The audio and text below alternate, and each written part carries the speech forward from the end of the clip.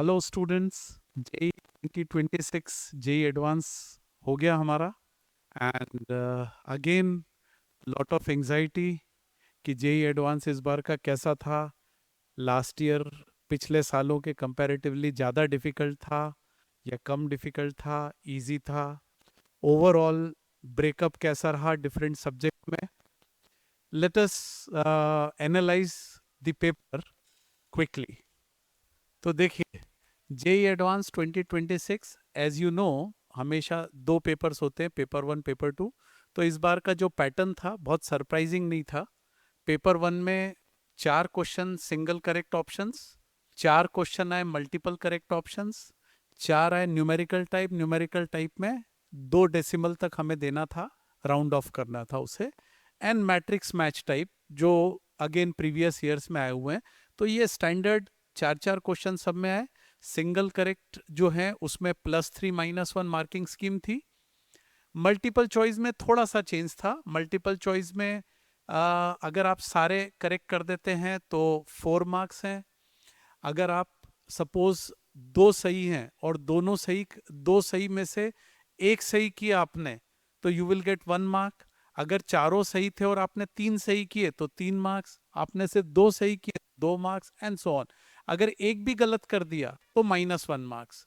Attempt ही नहीं किया है तो 0 मार्क्स। तो that is how the multiple choice question marking is done. Then numerical type is +4 and 0. There is no negative marking in this. And matrix match is again +4 -1. Normally ये relatively easier section होता है। Similarly paper two देखते हैं तो paper two में we have 4 single correct questions, 5 multiple choice, 5 multiple choice, same marking scheme जो इसमें थी वही है। Numerical type 5 questions, again same marking scheme. और इसमें 2 पैराग्राफ आए 2 2 क्वेश्चंस के। तो 2 2 क्वेश्चंस के 2 पैराग्राफ जिनके मार्किंग स्कीम भी +2 एंड 0। तो +2 0 ओवरऑल मतलब 8 मार्क्स का ये 2 पैराग्राफ हो गए, 4 मार्क्स ईच। तो ऐसे टोटल देखते हैं तो पेपर वन भी 60 मार्क्स का था मैथ्स, और पेपर टू भी 60 मार्क्स का था मैथ्स। मतलब ओवरऑल मैथ्स था 120 मार्क्स का, और ओवरऑल तीनों सब्जेक्ट मिला लें, दोनों पेपर मिला लें तो हमारे 360 मार्क्स के पेपर हो गए। नाउ ये तो हुआ पैटर्न जिसमें कुछ खास सरप्राइजिंग एलिमेंट नहीं था। इसके बाद आता है टॉपिक वाइज, जो हमेशा एडवांस में हमेशा एक सरप्राइज होता है, क्योंकि they never follow a standard कि भाई हमें इसी में से इस पर्टिकुलर सेक्शन में से एक क्वेश्चन लेना है या 2 लेना है, ऐसा कुछ पैटर्न फॉलो नहीं करते। सो देखते हैं इस बार क्या चेंज आया। तो सबसे पहला तो डिफरेंशियल कैलकुलस में इस बार 6 क्वेश्चन थे। डिफरेंशियल कैलकुलस के अंदर हमारा कंटिन्यूटी, लिमिट्स, कंटिन्यूटी, डिफरेंशियलिटी भी आ गया, डिफरेंशिएशन भी आ गया, एप्लीकेशन ऑफ डेरिवेटिव्स भी आ गया, फंक्शंस भी आ गया। ये सब मिला के 6 क्वेश्चंस थे डिफरेंशियल कैलकुलस पे। इंटीग्रल कैलकुलस पे इस बार कम आए, there are only 4 questions this time.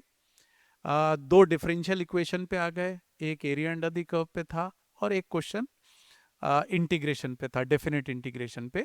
सो बहुत ज़्यादा इस पे डिफरेंशियल कैलकुलस पे इस बार उतना जोर नहीं रहा।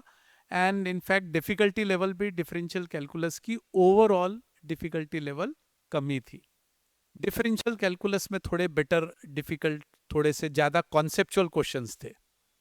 आई will not call it difficult, लेकिन कॉन्सेप्चुअल क्वेश्चंस थे डिफरेंशियल कैलकुलस में ज़्यादा। और कॉन्सेप्चुअल के साथ साथ उसमें ऐसे क्वेश्चंस भी थे जिसमें थोड़े कैलकुलेशंस भी करने पड़ रहे थे, right. Then vectors in 3D पे ओवरऑल 4 क्वेश्चन जो कि अगेन एक्सपेक्टेड थे। इस बार कोऑर्डिनेट ज्योमेट्री पे बहुत क्वेश्चंस आए हैं, खासकर कोनिक सेक्शंस।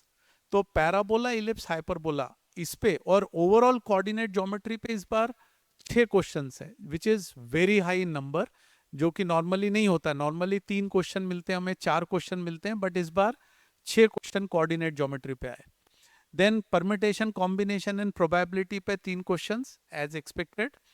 कॉम्प्लेक्स नंबर पे 2 क्वेश्चन इस बार, कॉम्प्लेक्स और मैट्रिक्स पे 2 क्वेश्चन। तो 1 2 क्वेश्चन ऐसे आ गए जो कॉम्प्लेक्स नंबर और मैट्रिक्स का हाइब्रिड था, एक में मैट्रिक्स और वेक्टर्स का हाइब्रिड थे, तो ऐसे कुछ हाइब्रिड क्वेश्चंस भी थे। देन ट्रिग्नोमेट्रिक रेशियोज आइडेंटिटीज पे 1 क्वेश्चन, और ट्रिग्नोमेट्रिक इक्वेशन पे 1 क्वेश्चन, और इनवर्स ट्रिग्नोमेट्रिक फंक्शन पे 1। ऐसे ट्रिग्नोमेट्री पे टोटल 3 क्वेश्चन हो गए हमारे पास।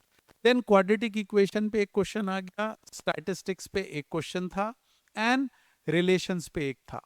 तो ज्यादा इसमें जैसे एक पार्ट हमारा मिसिंग है बाइनोमियल थ्योरम, तो बाइनोमियल थ्योरम अगेन डिफरेंशिएशन में उसका यूज आ गया था। बाइनोमियल थ्योरम का एक डिफरेंशिएट मतलब बाइनोमियल करके डिफरेंशिएट करना था, एक क्वेश्चन उसमें आ गया। अदरवाइज सीक्वेंसेस एंड सीरीज पे इस बार कुछ क्वेश्चन नहीं दिखा। सो ब्रॉडली ये टॉपिक्स इस बार का ब्रेकअप रहा है, जिसमें आउटस्टैंडिंग जो एक निकल के आया वो कोऑर्डिनेट ज्योमेट्री आया। कोऑर्डिनेट ज्योमेट्री पे इस बार वेटेज बढ़ा दिया, इंटीग्रल कैलकुलस पे थोड़ा कम हो गया, एंड बाकी मोर और लेस कॉम्प्लेक्स नंबर, मैट्रिक्स, इन पे तो मोर और लेस जैसा रहता था वैसे ही रहा है ओवरऑल पेपर, राइट। तो ये टॉपिक्स ब्रेकअप रहा। Now let's move on to difficulty level. Overall अगर हम देखते हैं तो क्या रहा, तो मैं ओवरऑल जब मैंने पेपर 1 देखा तो पेपर 1 में I found 7 questions easy on easier side, 7 questions moderate थे और 2 डिफिकल्ट आए। 2 टफ क्वेश्चंस की कैटेगरी, टफ मतलब थोड़े कॉन्सेप्ट ज्यादा होंगे, थोड़े कैलकुलेशन ज्यादा होंगे, लाइक दैट। बाकी ओवरऑल 7, 7 एंड 2। इसके कंपैरेटिवली अगर मैं पेपर 2 देखता हूं तो पेपर 2 पेपर 1 से थोड़ा डिफिकल्ट ज्यादा था, क्योंकि उसमें टफ क्वेश्चंस 3 थे, मॉडरेट 10 थे, एंड इजी क्वेश्चंस 5 थे। तो overall paper 2 is slightly tougher than paper 1। Overall यदि हम देखते हैं तो overall out of I would say जो 120 मार्क्स का मैथ्स था, उसमें से 40 marks, 12 question 40 marks easy category में काउंट करते हैं हम, 60 marks moderate and 20 marks tough. तो ओवरऑल आई थिंक मैथ्स का पेपर जितना डिफिकल्ट जेई एडवांस नॉर्मली पूछता है, उस हिसाब से मैं मैथ्स की इस बार की डिफिकल्टी रेटिंग उतनी हाई नहीं मानता। मैं मैथ्स को ओवरऑल मॉडरेट कैटेगरी में देता हूं, जिसमें स्टूडेंट मैथ्स में देखिए, अगर मैं डिफिकल्ट पार्ट को, टफ वाले पार्ट को हटा भी देता हूं, तो आउट ऑफ 100 मार्क्स एक अगर एक ठीक ठाक हम अगर रैंक की बात कर रहे हैं, तो मैथ्स में 120 में से 70, 75, 80 मार्क्स तक स्कोर करना should not be very difficult. So overall analysis ये है मैथ्स की, और मैथ्स में इससे डिफिकल्ट क्वेश्चन पेपर्स काफ़ी बार आए हैं, तो उस हिसाब से I will not rate it as a very tough paper. I will not either rate it as easier, but moderate rating I would give it to this. So best of luck students, best of luck, and let's wait for the results to come. We will see how you all have done. Thank you so much.